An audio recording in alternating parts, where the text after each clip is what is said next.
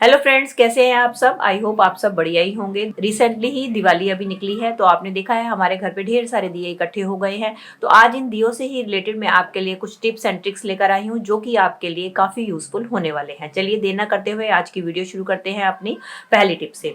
दोस्तों, जब भी हम दिवाली पे दिए जलाते हैं तो आपने देखा होगा दिए के अंदर हमारे पास इस तरीके से बाती रह जाती है, और ये हमारी बाती हमारे लिए बहुत ही पवित्र होती है। हम इनको इधर उधर फेंक भी नहीं सकते, और हमें ये समझ में भी नहीं आता कि हम इसका क्या यूज करें। तो इसका मैं बहुत ही बढ़िया यूज आपको मैं बताने वाली हूँ। तो आपने क्या करना है, इन सारे दियों की बाती को आपने इकट्ठा कर लेना है, और इकट्ठा करने के बाद आपने क्या करना है, आपने लेना है एक दिया, और सारी बातियों को आपने उस दिए के अंदर इस तरीके से डाल देना है। और अब आपने क्या लेना है, आपने लेना है कपूर, और थोड़ा सा कपूर लेके आप इसके अंदर इस तरीके से डाल दें। अब आप इसको कपूर की मदद से सारी धूप बत्ती को जला लें, और इसके धुएं को आप अपने पूरे घर में दिखाएं। ऐसा करने से क्या होगा कि आपके घर की जितनी भी नेगेटिव एनर्जी है वो आपकी दूर हो जाएगी। और दूसरा, हमने इसके अंदर जो कपूर डाला है उसकी भीनी भीनी खुशबू से आपका घर महक उठेगा।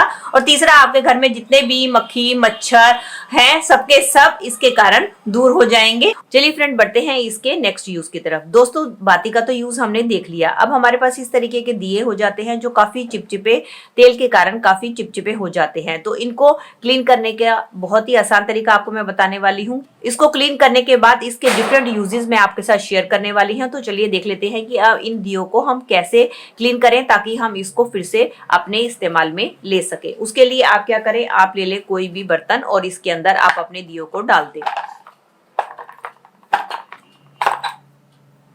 उसके बाद आप ले लें कोई भी लिक्विड डिश सोप, और उसके ऊपर थोड़ा सा इस तरीके से आप डाल दें। और इसके अंदर अब हम डालेंगे गरम गरम पानी, और इसके बाद इसको हम अब डालने के बाद अब हम इसको 15-20 मिनट के लिए ऐसे ही छोड़ देंगे, ताकि ये अच्छी तरीके से क्लीन हो जाए। चलिए फ्रेंड्स, 15 मिनट हो चुके हैं। मैंने इन दियों को डुबो के रखा था। अब मेरे दिए बिल्कुल अच्छी तरीके से क्लीन हो चुके हैं। अब हम क्या करेंगे, अब हम लेंगे साफ पानी, और साफ पानी के अंदर इस दियों को अच्छी तरीके से वॉश कर लेंगे। वॉश करने के बाद अच्छी तरीके से, ये देखिए हमारे दिए बिल्कुल अच्छी तरीके से क्लीन हो चुके हैं। अब इसके बाद हम किसी प्लेट के ऊपर रख के इसको अच्छी तरीके से सुखा लेंगे। जब तक ये दिए सूखते हैं, बढ़ते हैं हम अपनी अगली टिप की तरफ। चलिए फ्रेंड्स, कई बार हमारे पास इस तरीके के गमले होते हैं। जब हम इनके अंदर पानी देते हैं तो आपने देखा होगा, जब भी हम इनमें पानी देते हैं तो एक ही तरफ पानी देने के कारण क्या होता है, इसके अंदर जो है एक होल सा बन जाता है, जिसके कारण इसकी मिट्टी कटने लगती है। तो इसके अंदर एक तरफ होल हो जाता है, जिसके कारण हमारी मिट्टी जो है कटने लग जाती है, और ये हमारा पौधा धीरे धीरे पानी ना मिलने के कारण सूख जाता है। तो आप नेक्स्ट टाइम क्या करें, तो आप नेक्स्ट टाइम जब भी गमले में पानी दें तो आप क्या करें, एक दिया इस तरीके से उसके अंदर रख दें। और इसके बाद जब आप इसके अंदर पानी देंगे तो ऐसा करने से क्या होगा, जो भी पानी आपका गिरेगा वो आपके दिए के अंदर गिरेगा, जिसके कारण आपकी मिट्टी के अंदर बिल्कुल होल नहीं होगा, और आपकी मिट्टी बिल्कुल भी कटेगी नहीं, जिसके कारण आपका पौधा भी काफी लंबे टाइम तक हरा भरा रहेगा। चलिए फ्रेंड, बढ़ते हैं अगली टिप की तरफ। अगली टिप में मैंने ले ली है दिए। अब हमें क्या करना है, दिए लेकर इस तरीके से लेंगे हम एक पॉलिथीन, और इसके अंदर हम ये दिए डाल के किसी भी हैवी चीज की मदद से अब हम इसको इस तरीके से कूट लेंगे। ये देखिए दोस्तों, मैंने इसको कूट लिया है। अब हम क्या करेंगे, इसको हम निकाल लेंगे एक प्लेट में। दोस्तों, कई बार हम नए पौधे लगाते हैं तो उसके लिए हमें मिट्टी की जरूरत होती है। कई बार हमारे पास मिट्टी कम रह जाती है, तो हम क्या कर सकते हैं, अपने इन टूटे हुए जो हमने चूरा बनाया है उसका इस्तेमाल हम अपने गमले में मिट्टी की जगह कर सकते हैं। ऐसा करने से क्या होगा, जो भी हमारी मिट्टी कम हो रही है वो दिया हमारी मिट्टी की कमी को पूरा कर देगा। चलिए फ्रेंड, बढ़ते हैं अगले टिप की तरफ। दोस्तों, गैस की क्लीनिंग तो हमें हमेशा करनी ही होती है, लेकिन कई बार क्या होता है, हमारे गैस के नीचे का स्पेस कम होता है, जिसके कारण हमें उसकी क्लीनिंग करने में काफी दिक्कत आती है। तो आप क्या कर सकते हैं, अपने गैस के चारों पैरों की तरफ आप इन गमलों को लगा दें। इससे करने से क्या होगा, आपकी गैस की हाइट थोड़ी सी ऊंची हो जाएगी, इसके कारण आपको नीचे सफाई करने के लिए स्पेस मिलेगा, और आप बहुत ही आसानी से अपने गैस की भी सफाई कर सकते हैं। चलिए फ्रेंड, बढ़ते हैं अगली टिप की तरफ। मेरी अगली टिप होने वाली है कैसरोल को लेके। दोस्तों, कैसरोल में हम अपना अलग अलग तरह का खाना रखते हैं, जिसके कारण उसकी स्मेल जो है हमारी कैसरोल में रह जाती है। तो नेक्स्ट खाना जब हम इसके अंदर रखते हैं तो वो स्मेल उसमें चली जाती है। तो इसकी स्मेल को दूर करने के लिए अक्सर हम क्या करते हैं, इस तरीके से तीली जलाकर हम इसको बंद कर देते हैं। लेकिन अगर हम जलती हुई तीली ऐसे ही डाल देंगे तो इससे क्या होता है कि हमारे कैसरोल में जले हुए का निशान पड़ जाता है। तो आप जलती हुई तीली को ऐसे ना डालकर, और कुछ कैसरोल तो होते हैं प्लास्टिक के, जिसके कारण उनके जलने का भी खतरा रहता है, तो आप क्या करें, तीली को आप डायरेक्ट ना डालकर इस तरीके से पुराने दिए को इसके अंदर रख के आप तीली को डाल दे, और ऐसे तीली बुझती है आपने इसका ढक्कन एकदम बंद कर देना है और इसको 10-15 मिनट के लिए ऐसे ही छोड़ देना है। 10-15 मिनट के बाद देखेंगे कि इसके धुएं के कारण जो भी इसके अंदर की बैड स्मेल है वो दूर हो जाएगी और आपका कैसरोल जो है स्मेल फ्री हो जाएगा। चलिए फ्रेंड, बढ़ते हैं अगली टिप की तरफ। मेरी अगली टिप होने वाली है सिंक को लेके। दोस्तों, जब भी रात में हम सिंक इस तरीके से खुला छोड़ देते हैं तो क्या होता है कि हमारी ड्रेन पाइप से बड़े सारे कीड़े मकोड़े और कॉकरोचेस हमारे किचन में चले जाते हैं, जो कि हमारे लिए काफी हानिकारक साबित होते हैं, जो कि हमारे सारे किचन में चले जाते हैं और वो हमारे लिए काफी बीमारी को कारण बनते हैं।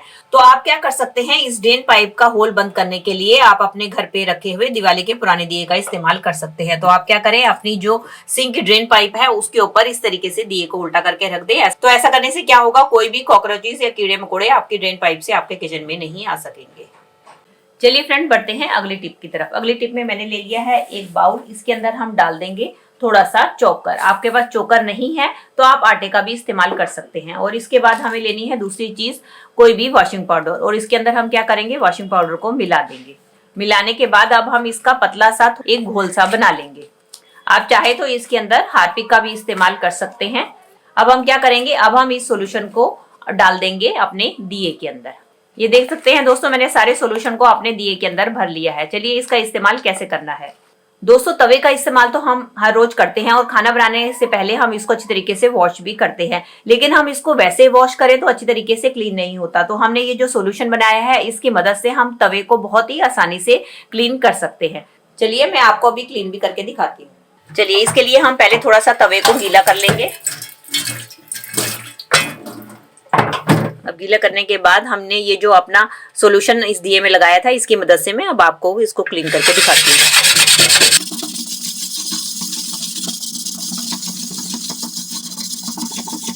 ये देख सकते हैं दोस्तों, हमारे तवे के अंदर से कितनी ज्यादा गंदगी और कालक निकली है। मैं अब आपको वॉश करके भी दिखाती हूँ कि हमारा तवा कितनी अच्छी तरीके से क्लीन हो चुका है।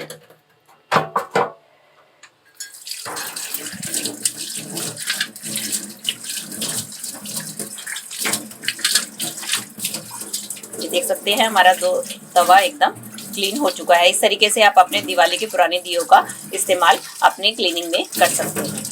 चलिए फ्रेंड, बढ़ते हैं अगली टिप की तरफ। अगली टिप में मैंने ले ली है बॉटल। आप इस तरीके की कोई भी बॉटल ले सकते हैं। उसके बाद हम क्या करेंगे, एक नाइफ की मदद से बॉटल के बीचों बीच हमने एक कट लगा देना है।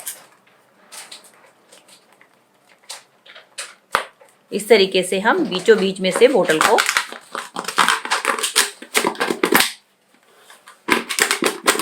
अब इसका इस्तेमाल कैसे करेंगे।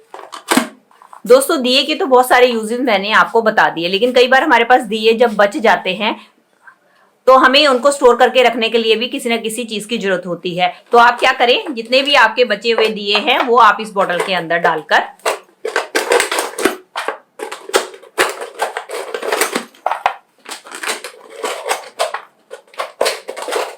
इस तरीके से आप अपने बचे हुए दिए अपनी बेकार पड़ी हुई बोतल के अंदर डालकर रख सकते हैं। इससे आपके स्पेस की तो बचत होगी, साथ में आपकी कबाड़ में पड़ी हुई बोतल का भी इस्तेमाल हो जाएगा और इसको आप इजीली कहीं भी ऑर्गेनाइज करके रख सकते हैं। फ्रेंड, बढ़ते हैं अगली टिप की तरफ। अगली टिप में मैं आपको बताने लगी हूँ कि आपको अपने गैस के ऊपर दिए क्यों रखने चाहिए।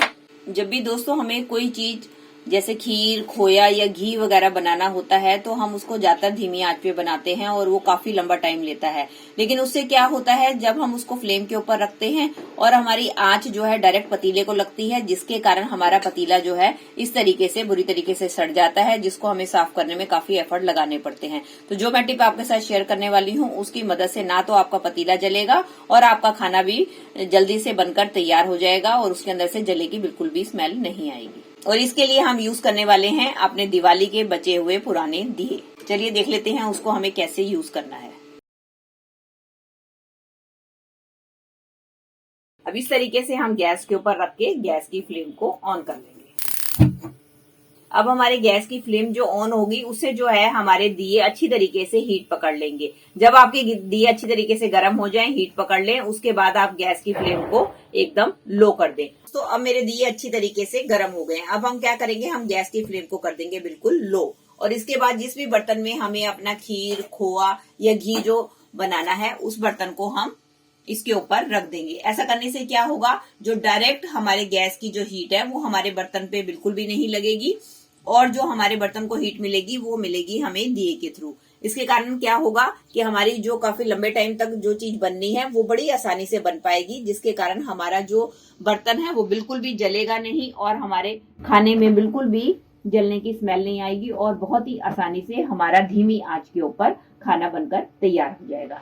इस मेथड से आप दोस्तों अपनी धीमी आंच पे जो बनने वाली चीजें होती हैं, जैसे खीर हो गया, खोया हो गया, घी हो गया, बिरयानी हो गया, वो सब तो बना ही सकते हैं। साथ साथ इसके ऊपर आप अपनी रोटी भी सेक कर बहुत ही आसानी से बना सकते हैं। शकरकंदी भून सकते हैं, आलू भून सकते हैं, जो भी ऐसा भूनने का प्रोसेस है वो भी आप बहुत आसानी से कर सकते हैं। दोस्तों ये थी मेरी आज की वीडियो। आई होप आपके लिए यूजफुल रही होगी। अगर इनमें से कोई भी टिप आपको हेल्पफुल लगी है तो दोस्तों इसको लाइक कीजिएगा और ज्यादा से ज्यादा अपने फैमिली और मेंबर्स में शेयर कीजिएगा। और आप मेरे से जुड़े रहना चाहते हैं और इसी तरीके की यूजफुल वीडियोस और भी देखना चाहते हैं तो बेल आइकन के साथ मेरे चैनल को भी सब्सक्राइब कर दीजिएगा। चलिए दोस्तों, मिलती हूँ नेक्स्ट वीडियो में। तब तक के लिए bye bye. Thanks for watching.